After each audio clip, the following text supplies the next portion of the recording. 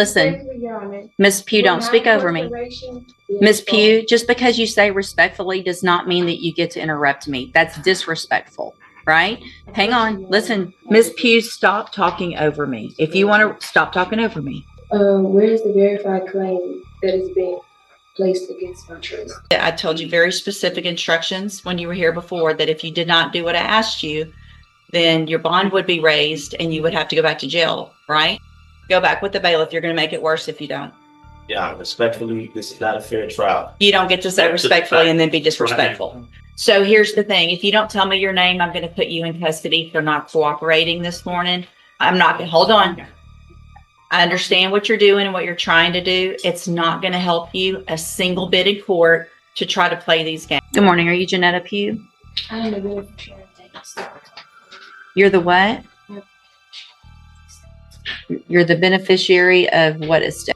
Answer my questions, please, ma'am. I'm just trying to understand.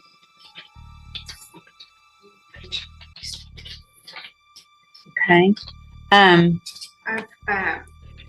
For the record, I recognize Ms. Pew. She's been here before. I do as well, for the record. And I looked into Mr. Christopher Wiley. I can't find that person as a practicing lawyer in the state bar page, and I have not been contacted by anybody on Ms. Pew's behalf. All right, so Ms. Pew, Mr. Lewis has been appointed to represent you at this point. Obviously, you know as well as anyone that you're in custody. We want to get your case taken care of. If you've hired or your family has hired another lawyer, then they have to contact the court so that we can do something with your case. And do you know if they've hired someone? Respectfully, Your Honor, I do not agree with your appointed foreign agents, considering that the first duty is to the state and will be considered conflict of interest. Okay, so if you don't want, the only thing I can do, I'm appointing an attorney to you to help you, right? So if you don't want a court-appointed attorney, then your only option, two things. One is to represent yourself or to hire a lawyer. So if you don't like the way it works, then you do something different. So are you, listen to what I'm saying. Are you either going to represent yourself, or are you going to let Mr. Lewis represent you, or are you going to hire someone? Objection, Your Honor. Respectfully, is this a court of record? It is a court of record. So your objection's overruled. Okay. Respectfully, Your Honor, where is the verified claim that is being placed against my trust? It's right here. It's called an indictment.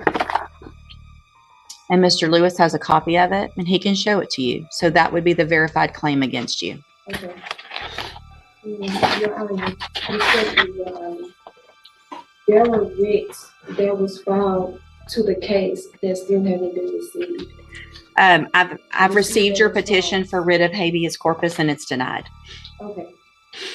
Respectfully, Your Honor, I demand to be released due to lack of evidence of stated claim and not being given the proper opportunity to obtain proper counsel defective defense. It's overruled. Okay. You're running out, aren't you? No, it's fine. So here's the thing, Ms. Pew. I appreciate your position, but listen, Ms. Pew, don't speak over me. Ms. Pew, just because you say respectfully does not mean that you get to interrupt me. That's disrespectful, right? Hang on. Listen to me. Everything you have there is overruled. And here's one of the reasons why, is because you have a lawyer. And your lawyer will file the appropriate motion. You're interrupting me again, which is disrespectful. So I'm going to leave Mr. Lewis as your attorney unless you choose to represent yourself or hire someone else. I'm going to give you 2 weeks to determine what you're going to do. You can go back. You can go back with the bailiff. I do not agree or comply to your appointed Go back. agents. You already said that, and that's overruled. Go back with the bailiff. Get your own attorney or represent yourself if you don't like it. Perfect. So, Ms. Pew, Mr. Jeffries has been appointed to represent you. He's just been given, he's trying to get caught up real quickly on all the information and the discovery in your case. I'm going to reset your case so that he can get all of that. Once he gets it, he'll be out there to go over it with you, and we'll see if we can get an announcement at the next court date. All right. Respectfully, Your Honor, I do not agree to comply with any of the appointed court agents, considering that their first duty is to the state. I understand. We've had this conversation before. Confidential. And for the record, I'll be representing myself. So if you want to represent yourself, there's some things. Ms. Pew, stop talking over me. If you want to stop talking over me. If you want to represent yourself, then there is a process that we have to go through, and we'll do that today if that's what you want to do. We'll get your case set for trial, and we'll go forward that way. It is highly inadvisable for you to represent yourself. Lawyers have many, many years of training. They understand the law. They understand how a trial works, because here's what happens.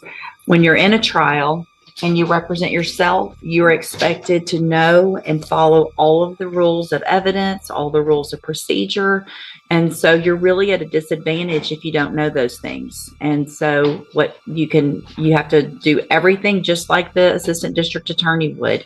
And if you don't, you're going to be in front of a jury, and it's going to show, and it's just not going to be, it usually does not work out in your benefit. But I have to go through with you some questions first before we do that. And then if you still want to do that, then there's a couple of things couple of options, and we'll go over those as well. Okay. So I am supposed to ask you, I'm going to go through these questions. I need you to answer them if you want to represent yourself, because this is required. All right. So have you ever studied the law? Okay. Have you ever represented yourself before in any kind of criminal matter? Okay. Do you understand the charges against you? Okay. And so do you know, and we've gone over before, I think, what the range of punishment is if you're found guilty on a jury? Do you know what that is? Let's see. Hold on a second. Let me pull you up here. We'll go over that again as well. The date of that allegations from June 22nd of 2021. And what that means is if you're found guilty, that the range of punishment that the jury could give you is between 2 years as a minimum punishment up to 10 years in prison, anywhere in between. Do you understand? And would you answer out loud just for the record? Do I understand? No, I don't understand. What do you not understand about that? I don't understand, Your Honor. So here's the thing. If you want to represent yourself by law, you have to be able to understand these things. Otherwise, I've got to appoint an attorney for you. So you can't just say, I want to represent myself because I don't like the attorney or I don't like the process. This is the process that you're in. You live in Texas, you live in the United States. This is the law that applies to your case. So what do you not understand about the range of punishment if you're found guilty? And that's what a jury's for, right? And so if you say you're not guilty, then you go in front of a jury and they determine, after they listen to the evidence, if you're guilty or not. That doesn't have anything to do with if they find you guilty, you understanding that they could send you to prison for between 2 years and up to 10 years. Do you understand that part?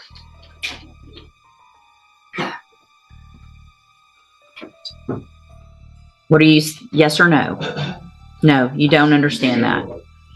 So, Ms. Pew, it's my understanding, I'm not going to allow you to represent yourself because you don't understand the law and the process. So we're on question number 4 out of 15 that I'm supposed to ask you. So Mr. Jeffries is going to stay on your case. I don't care what you want at this point. You can't do it. All right, you can go back with the bailiff. I'm done. Go back with the bailiff. Go back with the bailiff.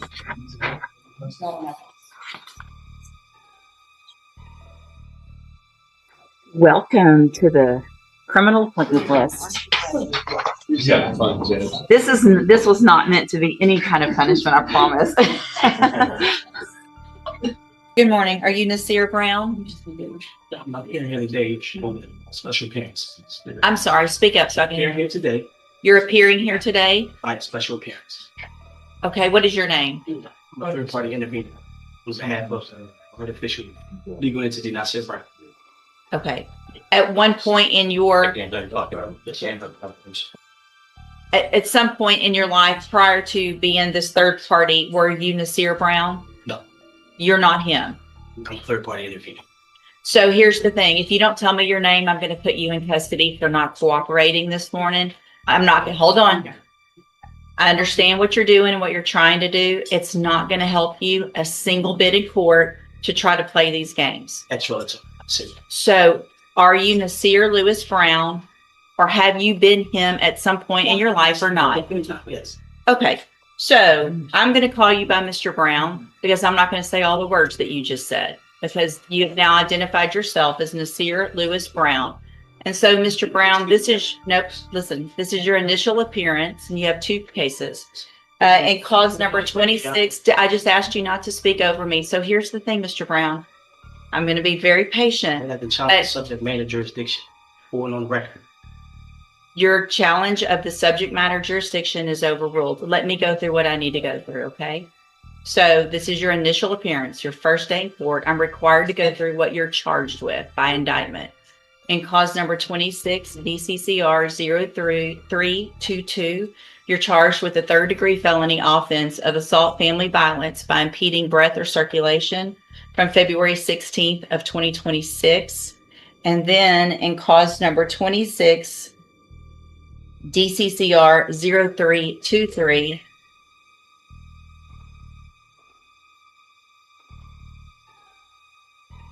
you're charged with the state jail felony offense of injury to a child, and that's from February 16th of 2026. And so since you have made bond and got out of jail on your cases, have you had an opportunity to try to hire a lawyer? Speak up so I can. Up and down. It's been up and down? Yes. Okay, so here's what I'm going to do, Mr. Brown, is I'm just like everyone else. I'm resetting your case about 30 days to give you some time to try to hire a lawyer. You need to try to get someone hired before the next court date. If you do, just bring the reset notice that you get today to that lawyer and they'll tell you what to do. If you're unable to hire someone before the next court date, then I'm ordering you to visit with at least 3 lawyers. They all charge different amounts, they have different payment plans. Bring me back the names of the lawyers that you've talked to so I know you're trying, and we'll discuss your options. If you don't do that, then when you come back, you run the risk of me raising your bond for not following that court order, and you would go back to jail. Do you understand? I'm sorry? Overstand. Say it again. Overstand. You overstand? Yes. Okay. What does that mean? Overstand. Do you understand what I'm saying, sir? I'll blind. You'll oblige? I'll blind. Yeah. Okay. You just determined to use different words and be difficult, aren't you? No. Okay. So as a condition of your bond, did you have a condition that you were not to have any contact or communication with the complaining witnesses in each of these cases, right? Okay. And so I want to make sure you understand the importance of that.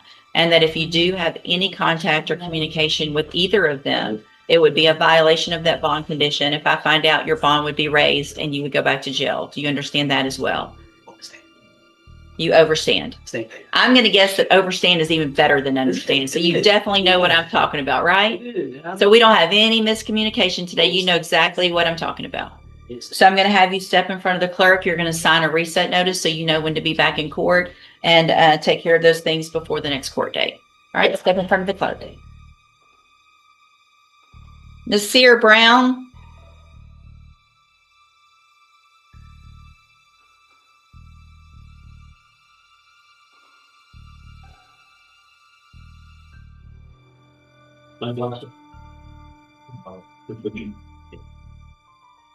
Are you Nasir Brown? I'm sorry. We were here before. You've been here before, but you have to speak up where I can hear you. Executing beneficiary of the trust in hand. Of the trust of what? Of the trust in hand, yeah. Of the trust in hand? Whose Yes. hand? What trust? The execution. Did you bring a copy of it? I wasn't able to get to the copy. I do Take the glasses off. I need to see your eyes, please. These are my prescription glasses. That's okay. So I'm having a hard time understanding you. You need to speak up and speak clearly so that the record can be clear. You were already here and I gave you an opportunity to try to go hire a lawyer for your 2 cases. Did you get a lawyer hired? They can do it. Who'd you talk to? Made a few calls to the guy, wife. What's his name? Wife King? Mm-hmm. What's his name again? Who else? That's the lawyer that I chose. So if you chose him, you should have gotten him hired. I mean, He has the same, there's somebody that answers his phone every week. I understand. I know how it works. I told you to hire someone or visit with at least 3 lawyers. Made an attempt. You made an attempt. Okay. Did you go see Mr. Kimler? Did you make an appointment? Able to do that. Why not? I'm not in a position to go back and forth in front of a lawyer that's in this state that I'm not from. This is foreign language. So here's the thing, Mr. Brown, I told you very specific instructions when you were here before that if you did not do what I asked you, then your bond would be raised and you would have to go back to jail, right? No. Yes, that's exactly what I say. Because you've heard me say it probably 8 times already this morning. So at this time, Mr. Brown, because you did not do what I asked you to do or what I ordered you to do, I'm going to raise your bond. Challenge subject matter jurisdiction. That's overruled. Listen, Mr. Brown, I'm raising your bond to $100,000 in each of your cases for not following the court order. Go back with the bailiff. Go back with the bailiff. Go back with the bailiff. You're going to make it worse if you don't. Yeah, respectfully, this is not a fair trial. You don't get to say respectfully and then be disrespectful. Go back with the bailiff. She started. Don't make me lay hands on you. Why would you lay hands on me? Because you're not doing it, I'm telling you, now go. Mr. Brown, you need to go back with the bailiff. Right now, I've raised your bonds. You have to go with the I am bailiff. not a threat to any officer. You through in, Judge? Yes, I'm through. I am not a threat to any officer. Let's go. Why are hands on me? Yeah. Why are Well, I hands told being you, I told you I was gonna put hands on you. Why are hands being put on? Do y'all see this on the camera? Right there, put your hands on the wall. Put your hands on the wall, because you're not listening. Don't listen. I don't buy that.